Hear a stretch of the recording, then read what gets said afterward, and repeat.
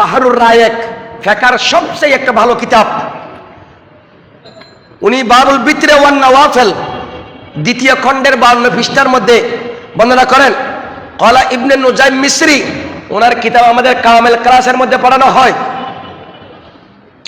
আল আশবা one নাযায়ের।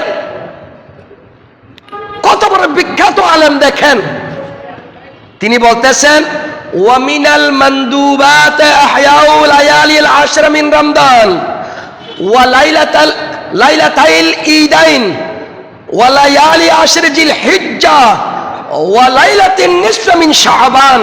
উচ্চস্বর বলুন সুবহানাল্লাহ।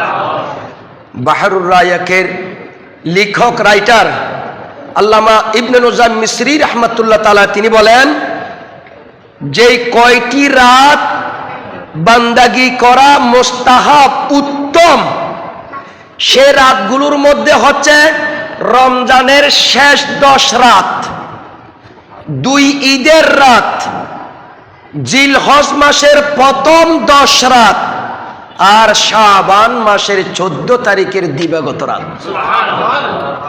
ইবনে নুজাইম মিসরির চেয়ে বেশি বুঝনেওয়ালা জাননেওয়ালা কে আছে? নাই।